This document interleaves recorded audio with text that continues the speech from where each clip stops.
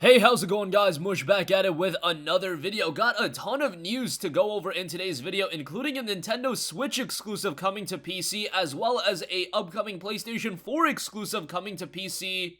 I think the Nintendo Switch exclusive is pretty much a formality at this point. It showed up on a ratings board, and whenever these games show up on ratings boards, it's pretty much definitive that at some point that release will be happening, and that's exactly what happened with the Nintendo Switch game. Also with the PlayStation 4 game, I think at some point that's gonna happen as well, just based on past history and an interview that was put out, so we'll go over that. And also, Game Pass is set to expand on PC. Hopefully, that'll be coming soon. I've always touted Game Pass as a very compelling service based on the fact that you can sign up for it for like $1, and then you could get like access to a bunch of great games like a Forza Horizon 4, Gears of War 4, all those games, but it looks like it is going to have a Game Pass subscription dedicated to Windows, so I'll talk a little bit about that, why I don't think it would be that effective, even if they add a bunch of games, but we'll go over that and see what's what. First up, Octopod Traveler, the Nintendo Switch Japanese RPG, has been rated for PC in Korea.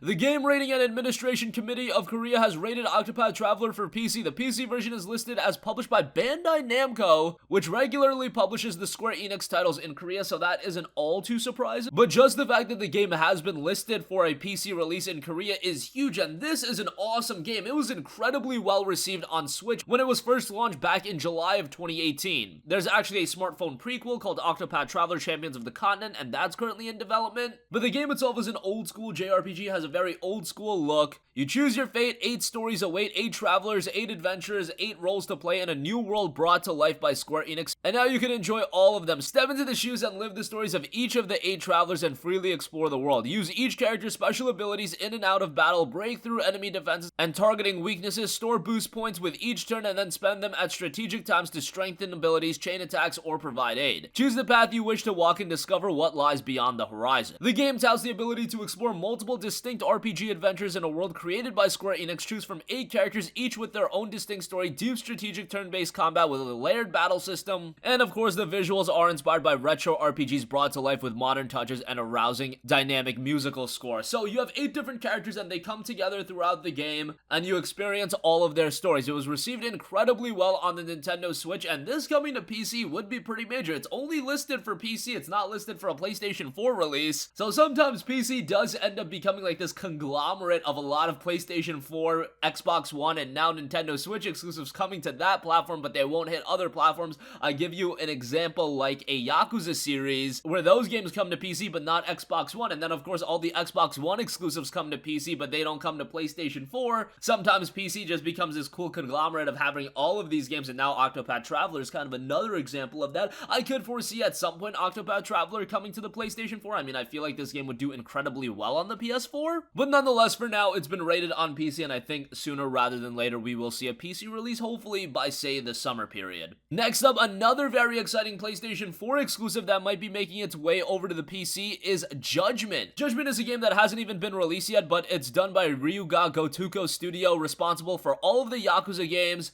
And of course, the Yakuza games have been making their way over to PC. We have Yakuza 0, we have Yakuza Kiwami, and I believe Yakuza Kiwami 2 just got founded on a ratings board, so that should be coming sometime soon. Kazuki Hosokawa, who worked on the Yakuza games, mentioned that a Steam release of Yakuza 0 and Yakuza Kiwami allowed Sega to widen the series' player base, and currently a decision for Judgment has not been taken, but a Steam release is currently being considered as a possible option. I think whenever a developer says X is considered as a possible option, usually more often than not it ends up coming to fruition, especially considering that Sega has been fully on board with PC gaming. They've been bringing all of their games to PC. I point to you, Bayonetta, Vanquish, Yakuza 0, Yakuza Kiwami, and more recently, Catherine. All of these games are coming from Sega, and they've made their way over to PC, and since you've brought the Yakuza games over to PC, at some point you would think that Judgment would be coming as well. Now, I don't know if this is a case where they want to bring out all the Yakuza games and then do Judgment, and they want to bring forth some sort of parity with the PlayStation and PC releases, because if Yakuza Kiwami 2 is coming next, then you would imagine that Judgment would be coming after that, since Yakuza Kiwami 2 released back in August of last year on the PlayStation 4, so that would make sense. Judgment is actually a game that had quite a bit of controversy recently, so it released in Japan at the end of last year, and it was doing very well from a commercial reception, from a critical reception. The game was doing solid, however, then there was this crazy scandal about one of the actors in the game getting arrested, and over in Japan, you can't be having that stuff happen, so they had to pull the game from Japanese digital fronts,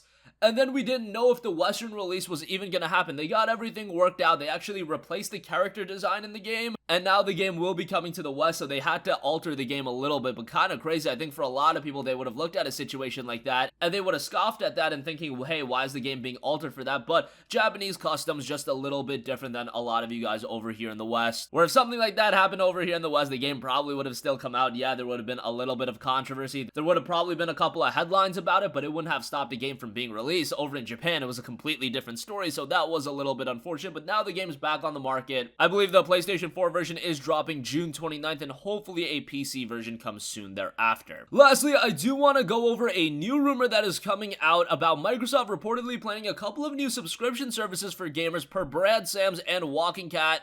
First up, they have noted Game Pass Ultimate that combines an Xbox Live Gold subscription with a Game Pass subscription. Xbox Live Gold, of course, you need to have that as an Xbox One owner if you want to go online. Game Pass is Microsoft's service, which gives you access to a bunch of Xbox One games, and of course, there are a couple of PC games offered in that service as well, thanks to crossplay and Microsoft's Play Anywhere. However, secondly, Microsoft will reportedly soon have a Game Pass subscription for Windows too.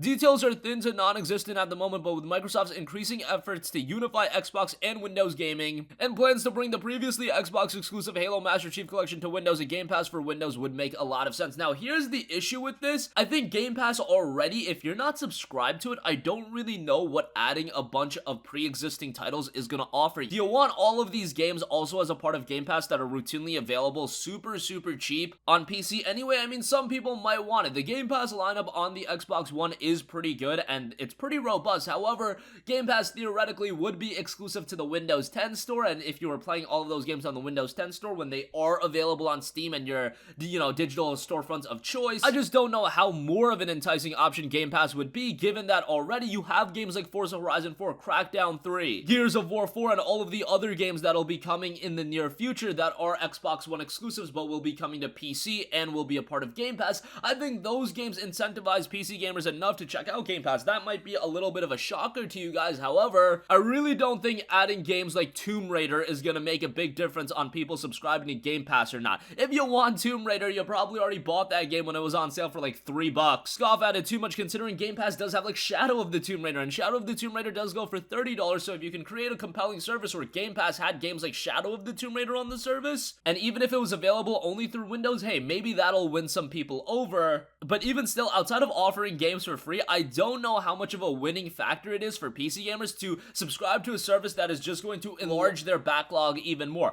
Humble Monthly is a great value, but you'll see people only subscribe to it when there's a key game of interest. Like this month with Assassin's Creed Origins, I think a lot of people are going to subscribe to it because that's a great value. Last month, where they had Mutant Year Zero, Road to Eden, Northgard, as well as Absolver, yes, that was a great value, but I think the interest levels for those games were a little bit lower, and you saw not as many people signed up to it.